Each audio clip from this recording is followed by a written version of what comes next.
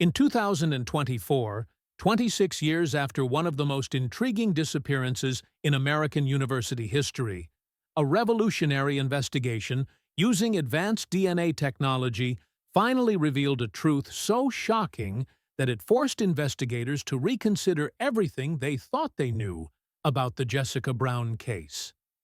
What they discovered not only solved a decades-old mystery, but revealed a reality that no one, neither family, nor police, nor the university itself, had even considered possible. For more than 2 decades, the Brown family, fellow students, and investigators wondered what had happened to Jessica Brown, a 19-year-old college student who disappeared without a trace in October 1998. For 26 years, they searched for answers about the fate of a brilliant young woman who had her whole life ahead of her, only to discover that sometimes the truth is stranger and more complex than any theory we can imagine. If you're enjoying this story, don't forget to subscribe to the channel and activate the notification bell so you don't miss our upcoming cases. Today, we're going to unravel a mystery that challenged investigators for more than 2 decades, and that demonstrates how technological advances can reveal truths that seemed impossible to discover. This is the story of a young woman who disappeared at the peak of her life, of a family that never gave up searching for answers, and of how modern science finally brought a revelation that completely changed our understanding of one of the most puzzling cases in American criminal history. Prepare yourself for a discovery that will challenge everything you think you know about identity, family, and the complexity of human nature. Jessica Brown was 19 years old in the autumn of 1998, but she already demonstrated the maturity and determination of someone much older. With her light brown hair that gleamed golden under the October sunlight, and her blue eyes that seemed to capture every detail of the world around her, Jessica was known by everyone on the Northwestern University campus as one of the most promising students in her class. Her height of 1 meter 68 centimeters and confident posture reflected years of sports participation during high school. Jessica had been captain of the swimming team and star player of her school's softball team in Springfield, Illinois. She always wore a simple silver necklace with a star-shaped pendant, a graduation gift from her grandparents, which became her trademark on campus. Jessica was a second-year psychology student with a specialization in child development. Her passion for helping children had manifested early. At 16 years old, she was already volunteering at a local community center, organizing recreational activities for youth from low-income families. Jessica had a natural gift for connecting with people of all ages, recalled her favorite teacher, Dr. Margaret Wilson. She could make any child feel special and understood. Jessica's academic dedication was exemplary. She maintained a 3.8 GPA while actively participating in 3 student organizations: the Psychology Students Association, the Campus Volunteer Program, and the Women's Leadership Council. Her professors frequently commented on her unique ability to ask insightful questions that demonstrated advanced critical thinking for her age. Jessica came from an upper-middle-class family in Springfield. Her parents, Robert Brown, a 52-year-old civil engineer, and Linda Brown, a 48-year-old elementary school teacher, had saved for years to afford her education at Northwestern. She had a younger brother, Michael, who was 16 years old, with whom she maintained an extremely close relationship despite the age difference. Jessica and Michael were inseparable, Linda Brown recalled. She protected him like a second mother, and he admired her as if she were a heroine. During university breaks, they spent hours talking about everything: school, friends, dreams for the future. Jessica always included Michael in her career plans, saying that when she became a child psychologist, He would be her first adolescent consultant. On campus, Jessica shared a room in Harper Hall with her roommate and best friend, Samantha Davis. The two had met during freshman year orientation week and immediately developed a deep friendship based on shared values and similar academic goals. Jessica was the kind of friend everyone would want to have, Samantha explained. She remembered everyone's birthdays, always offered help with studies, and had an incredible ability to make you feel better when you were having a bad day. Jessica maintained a rigorous but balanced routine. She woke up at 6:30 every morning for a 5-kilometer run around campus, attended all classes religiously, studied in the library for at least 3 hours every afternoon, and always reserved time for social activities with friends. She was known for organizing study parties, where groups of students gathered to review subjects while sharing pizza and laughter. On weekends, Jessica frequently returned home to visit family, a 2-hour trip that she made with pleasure. During these visits, she helped Michael with homework, spent time with her parents discussing her studies, and volunteered at the same community center where she had worked during high school. Jessica also maintained a part-time job as a tutor for children with learning difficulties, work that she considered more a passion than a financial obligation. She had infinite patience with children who struggled academically, said Patricia Johnson, coordinator of the tutoring program. Jessica developed her own techniques to help each child according to their specific needs. Several families told me that she had transformed their children's attitude toward school. What made Jessica truly special was her ability to balance academic ambition with genuine compassion for the people around her. She maintained excellent grades while dedicating weekly hours to volunteer activities, and managed to be competitive in her studies without ever making other students feel inadequate. Jessica had specific and well-defined plans for her future. She wanted to graduate in psychology, pursue a master's degree in child therapy, and eventually open a clinic specialized in helping children who had suffered trauma. Jessica didn't just want a career, Robert Brown explained. She had a life mission. She wanted to use her knowledge to heal wounded children and help families recover from difficult situations. During her second year at Northwestern, Jessica had begun dating David Miller, a third-year engineering student. The relationship was serious but not exclusive. Both prioritized studies and maintained the freedom to participate in independent social activities. Jessica was very mature about relationships, David remembered.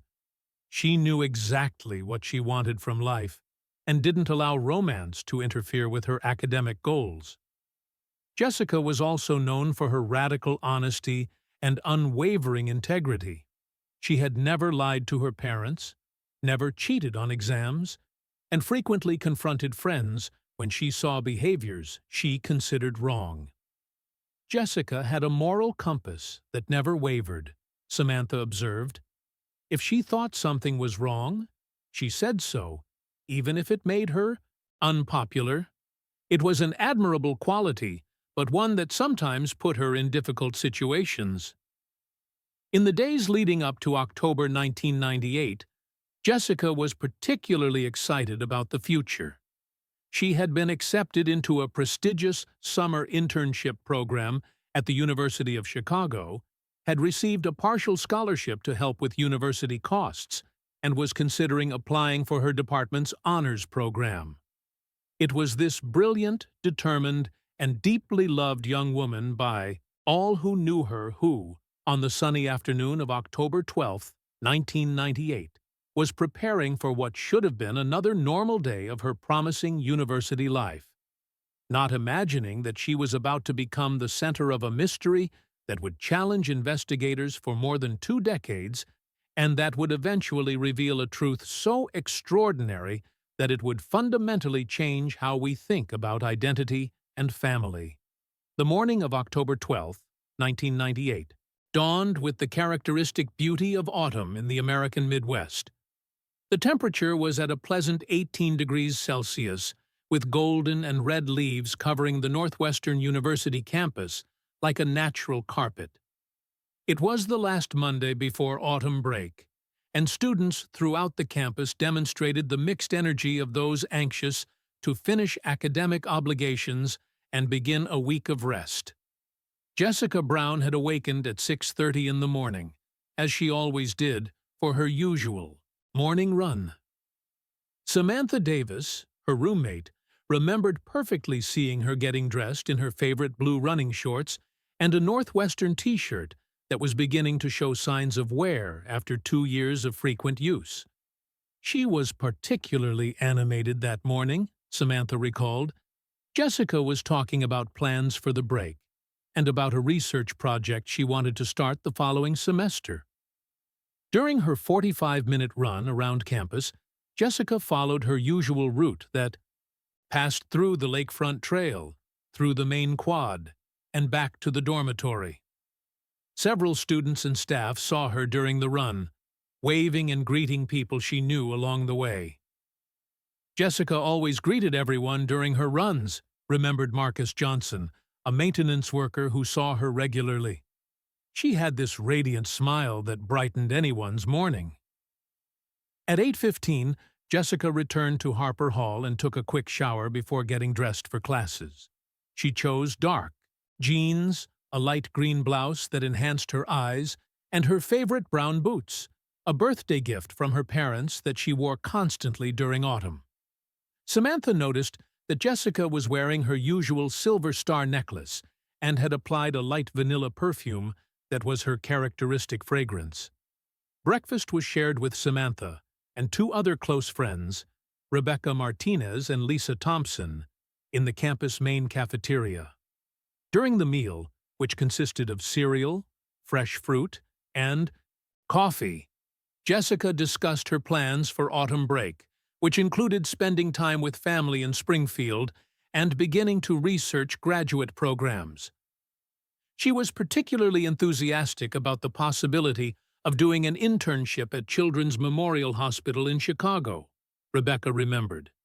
Jessica had gotten an interview for December and was nervous but optimistic about her chances. She said it would be a crucial step toward realizing her dream of becoming a child psychologist. Jessica's first class that day was developmental psychology at 9 o'clock, followed by applied statistics at 11 o'clock and research methods at 2 o'clock in the afternoon. Professor Dr. Richard Anderson, who taught developmental psychology, remembered that Jessica had actively participated in the class discussion about childhood attachment theories, asking insightful questions and offering insights based on her experience as a tutor. Jessica was clearly present and engaged throughout the entire class, Dr. Anderson recalled. She took detailed notes and even stayed after the end of class to ask me a question about practical applications of the theories we had discussed. It was typical of Jessica to always want to understand how to connect academic theory with real-world application. During the break between classes, Jessica spent time in the library studying for a statistics exam scheduled for the following week. Jennifer Garcia, an assistant librarian, noticed Jessica at her usual table near the second-floor windows, surrounded by textbooks and making notes in her characteristic blue-covered notebook. Lunch was at the same cafeteria where Jessica had eaten breakfast, but this time she ate alone while reviewing notes for her afternoon class. Cafeteria staff remembered that she ordered a Caesar salad with grilled chicken and apple juice, a typical meal she frequently chose when she wanted to eat something light before an important class. The research methods. Class at 2 o'clock in the afternoon was the last time Jessica was seen in a formal academic environment. Professor Dr. Sarah Williams conducted a discussion about psychological experiment design, and Jessica participated actively, contributing ideas for a group project she was developing with 3 other students. Jessica was completely normal during class, Dr. Williams remembered. She took notes, participated in discussions, and even laughed at a joke I made about complex statistics. There was absolutely nothing in her behavior that suggested something was wrong or that she was planning anything unusual.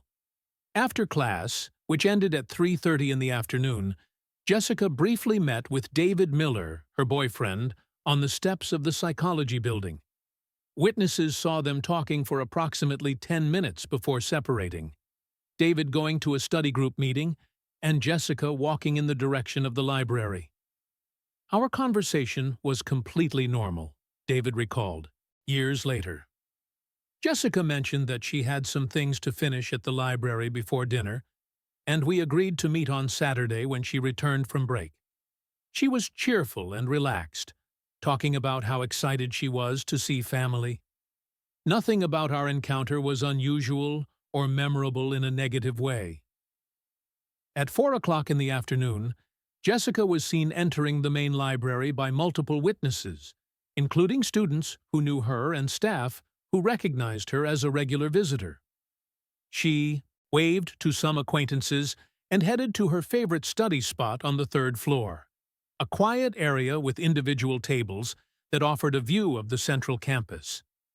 During the following 2 hours, several people saw Jessica studying at her usual table. She seemed focused on her books and occasionally made notes or consulted other materials. At 5:45 in the afternoon, a library staff member noticed that Jessica packed up her materials and put everything in her navy blue canvas backpack. The last person to definitively see Jessica was Kevin Rodriguez, a third-year student who knew her from psychology classes. He saw her leaving the library at 6 o'clock in the evening, walking in the direction of Harper Hall. She seemed to be in a hurry, but not in an anxious way, Kevin remembered. More like someone who had something specific to do and wanted to arrive on time. Jessica was supposed to meet Samantha for dinner at 6:30 in the evening at the cafeteria, a plan they had made during breakfast. When Jessica didn't appear at the scheduled time, Samantha initially wasn't worried, assuming that her roommate had lost track of time studying or had changed her plans without notice. It was at 10:30 at night on October 12th that Samantha Davis began to feel the first real wave of concern.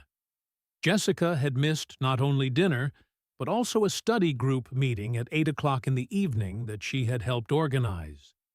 More alarming still, Jessica wasn't responding to calls to their room phone or to messages left with mutual friends.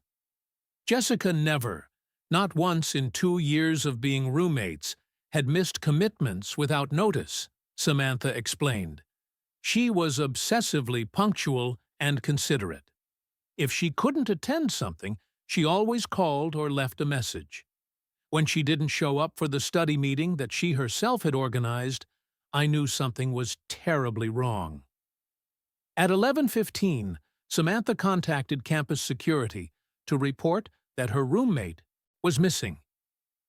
Officer Mark Thompson, Northwestern's head of security, personally responded to the call and arrived at Harper Hall at 11:45 to conduct a preliminary check of Jessica's room and interview Samantha about her friend's last known movements.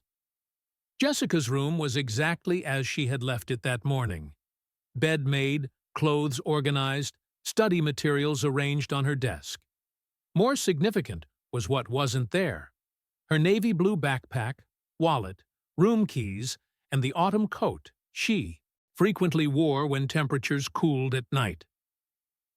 Everything indicated that Jessica had left intentionally to go somewhere, Officer Thompson observed. She hadn't left a note, but there were also no signs of struggle, or that someone had forced entry into the room. Her valuable personal items, jewelry, money, important documents, were all in their usual places.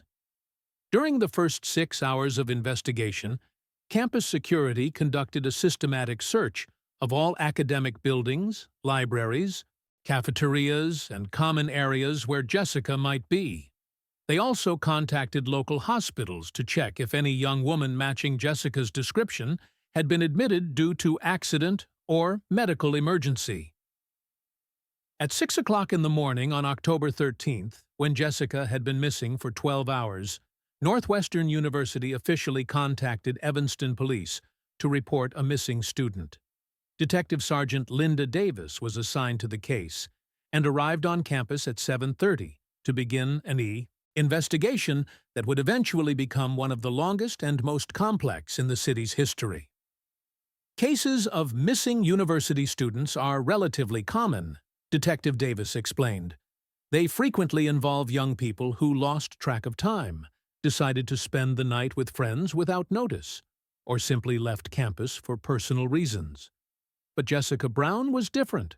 Her pattern of responsible behavior made voluntary disappearance highly unlikely. The investigation quickly expanded to include interviews with all of Jessica's close friends, professors who knew her well, and staff who had interacted with her during her 2 years on campus.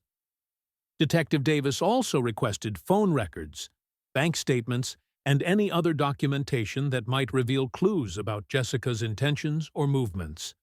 A significant initial discovery was that Jessica hadn't made or received unusual phone calls during the 48 hours prior to her disappearance. Her bank records showed completely normal activity: small purchases on campus, laundry fee payment, and a $40 withdrawal from the ATM the previous Friday. There was no evidence of travel planning or large expenses that would indicate preparation to leave campus. David Miller was extensively interviewed as the person who had last seen Jessica in a social context. Detective Davis explored the possibility of relationship problems, jealousy, or any tension that might have motivated Jessica to leave campus voluntarily. David was completely cooperative and genuinely devastated by the disappearance, Davis observed. There was no evidence of relationship problems or any indication that Jessica was unhappy with aspects of her campus life. The Brown family was notified on the morning of October 13th and arrived on campus at 2 o'clock in the afternoon that day. Robert and Linda Brown were visibly shocked, but determined to help the investigation in any way possible. Jessica called us at least 3 times a week, Linda Brown explained to Detective Davis. If she was planning to leave campus for any reason, she would have told us. She never kept secrets from the family. During the first week of investigation, more than 50 people were interviewed, including students, professors, campus staff, and local merchants. Detective Davis also organized physical searches of areas around campus, including nearby parks, abandoned buildings, and even Lake Michigan, where divers investigated the possibility of accidental drowning. An initial theory focused on the possibility that Jessica had decided to take a spontaneous trip home or to another destination without informing anyone. Investigators checked bus stations, airports, and car rental companies within a 100-kilometer radius, looking for evidence that Jessica had left the area on her own. We explored all logical possibilities, Detective Davis explained. Voluntary flight, kidnapping, accident, even the possibility that Jessica was facing personal or academic problems she hadn't shared with family or friends. But every line of investigation reached a dead end. After 2 intensive weeks of investigation involving multiple local and state agencies, the search for Jessica Brown had produced hundreds of clues, but no concrete evidence about her whereabouts. The case gained national media attention when the story of a model student who had simply disappeared captured the public's imagination. Northwestern University implemented new security measures as a direct response to Jessica's disappearance, including improved emergency systems, check-in protocols for students living on campus, and additional lighting in areas that were previously considered inadequately illuminated. For the Brown family, Jessica's disappearance became an obsession that consumed their lives. How do you continue living normally when your daughter simply disappeared? Robert Brown asked during an emotional interview. Every phone that rings, every knock on the door, you hope it's Jessica or news about her. It's a special form of torture that I hope no other family has to experience. The Jessica Brown case became one of the most documented university disappearances of the 1990s, generating theories ranging from stranger kidnapping to more exotic possibilities involving amnesia or secret identity. But for everyone involved in the investigation, one central question remained terrifyingly simple. How could a responsible and predictable student simply disappear from a university campus without leaving a single reliable trace? The years that followed Jessica Brown's disappearance were marked by a relentless search that transformed her family into national advocates for families of missing persons. For Robert and Linda Brown, the impossibility of finding any clue about their daughter's fate became an obsession that completely redefined their lives and transformed them into unofficial experts in missing person cases. Linda Brown never managed to return to teaching. After 6 months of medical leave following Jessica's disappearance, she requested early retirement and dedicated all her time to searching for her daughter. I couldn't look at children the age Jessica was when she disappeared without seeing her face, Linda explained. Every college student I saw on the street reminded me of all the experiences Jessica never had the chance to live. Robert Brown kept his job as a civil engineer, but spent practically all his discretionary income and vacation time coordinating searches, hiring private investigators, and traveling across the country following potential leads.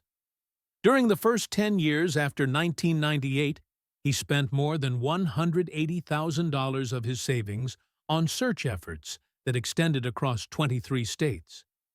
We followed every lead, no matter how remote, Robert explained. Sightings at Los Angeles shopping malls, a young woman with amnesia found on a Florida beach, even reports of someone resembling Jessica working on a ranch in Montana.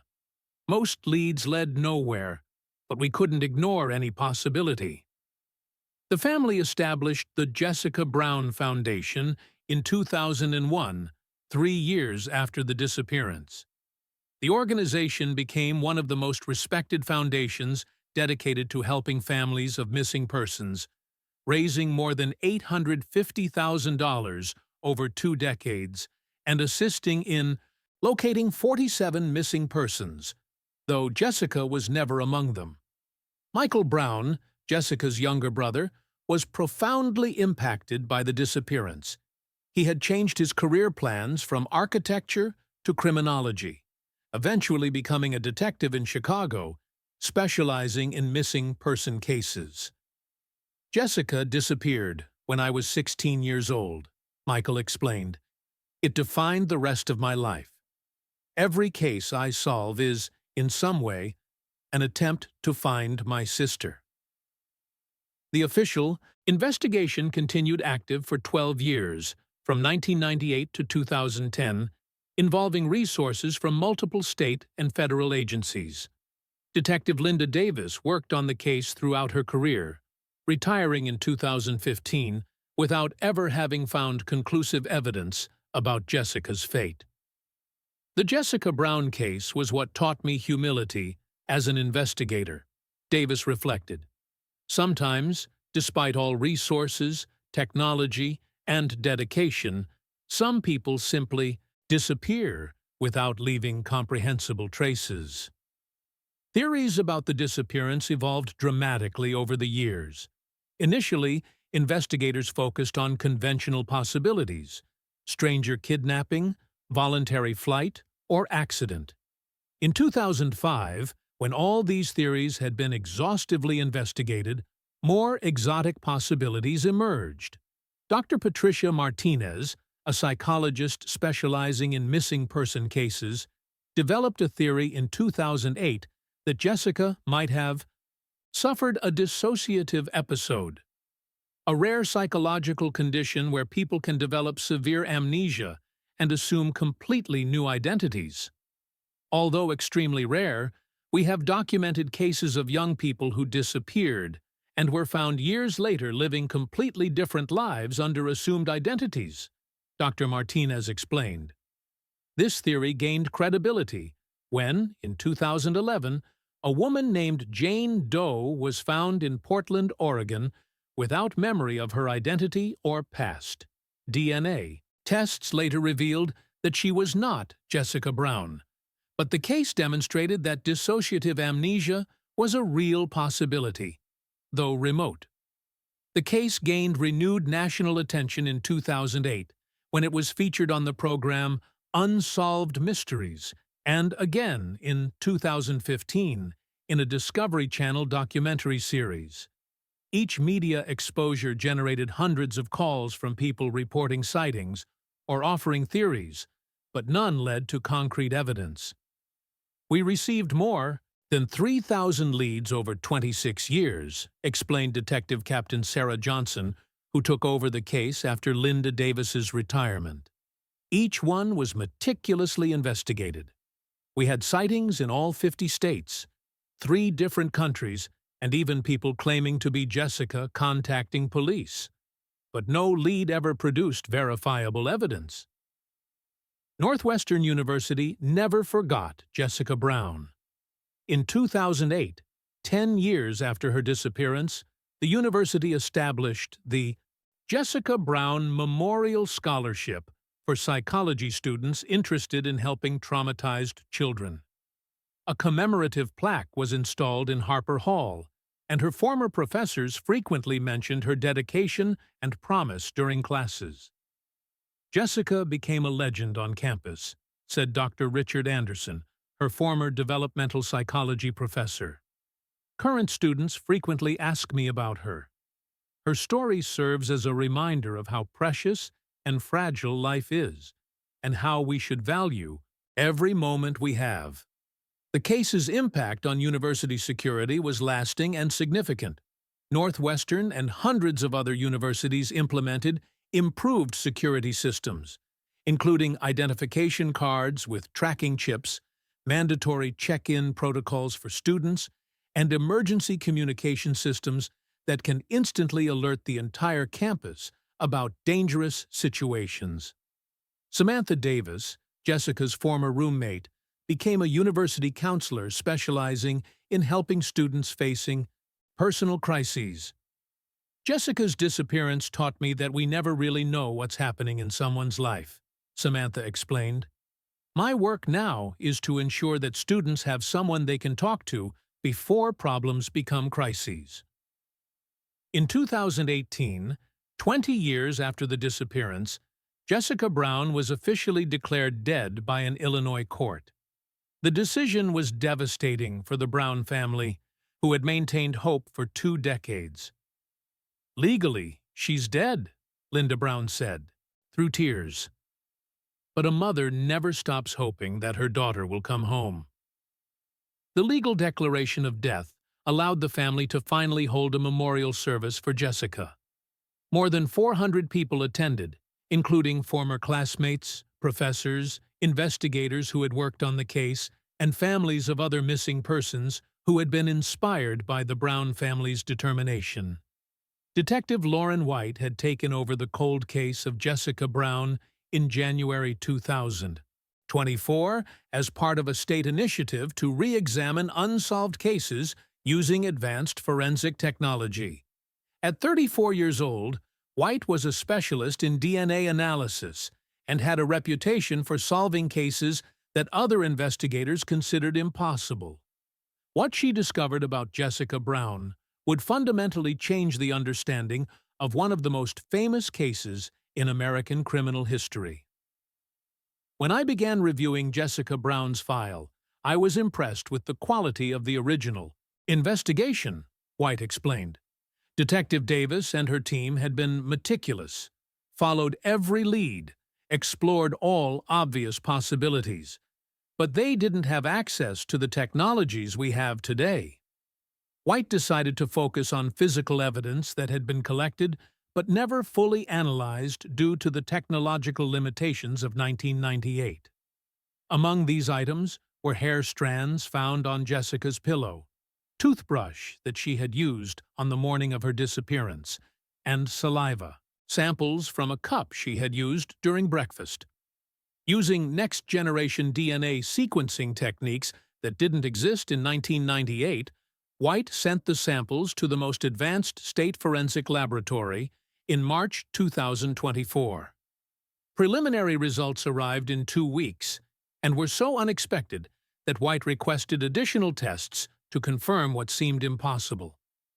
The first results showed something that didn't make sense, White recalled. The DNA from Jessica's samples indicated genetic markers that were inconsistent with her supposed family origins. Initially, I assumed there was contamination of the samples or laboratory error. Additional tests confirmed the original results. More significant still, when White compared Jessica's DNA with national databases of missing persons and unidentified DNA, she found a match that left the entire investigative team stunned. Jessica Brown's DNA matched perfectly with a child who had disappeared in 1979, 19 years before Jessica's own reported birth.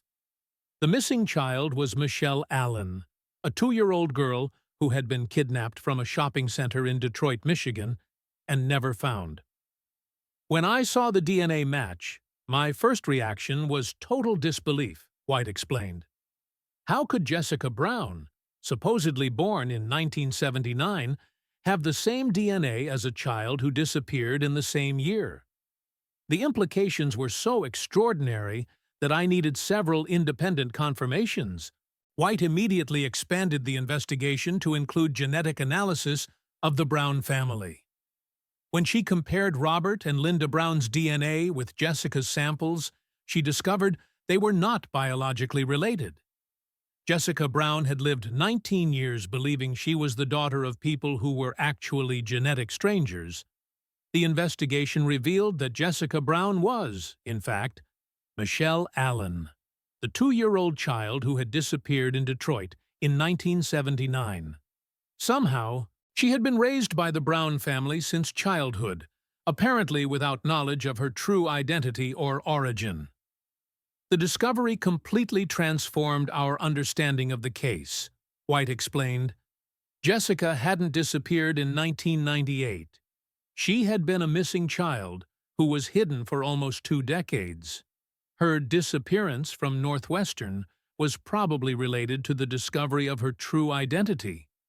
White immediately contacted the original investigators of the Michelle Allen case and Jessica's biological parents, Thomas and Sandra Allen, now 73 and 71 years old, had spent 45 years searching for their kidnapped daughter.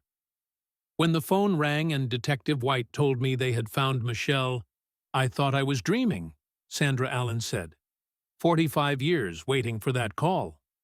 The expanded investigation revealed that Robert and Linda Brown had adopted Jessica through unofficial channels when she was approximately 3 years old. Falsified records indicated they had received Jessica from a teenage mother who supposedly couldn't care for the child. But subsequent investigations revealed this story was completely fabricated. Robert and Linda Brown apparently genuinely believed they were legitimately adopting an abandoned child, White explained. Evidence suggests they were victims of an illegal adoption scheme and may not have known that Jessica was a kidnapped child. The most shocking discovery came when investigators found evidence that Jessica had begun discovering her true identity in the weeks prior to her disappearance in 1998. Among her personal belongings, found in a safety deposit box she had secretly rented, were questionable birth documents, photographs of a small child she didn't recognize, and notes indicating she was investigating inconsistencies in her own personal history. Jessica had discovered that something was wrong with her identity, White concluded. Her disappearance in 1998 was probably an attempt to escape from a situation she didn't completely understand. Or possibly she was silenced by people who wanted to keep the secret of her true origin. The revelation that Jessica Brown was Michelle Allen shocked the national missing persons community and forced a re-evaluation of hundreds of other unsolved cases. This discovery demonstrates that identity is more complicated than we assume, explained Dr. Robert Chen, a specialist in missing person cases. Jessica was simultaneously a missing person and someone who had been found but not correctly identified for decades. In April 2024, 26 years after her disappearance from Northwestern University, and 45 years after her original kidnapping as Michelle Allen, Jessica Brown's true identity was finally established.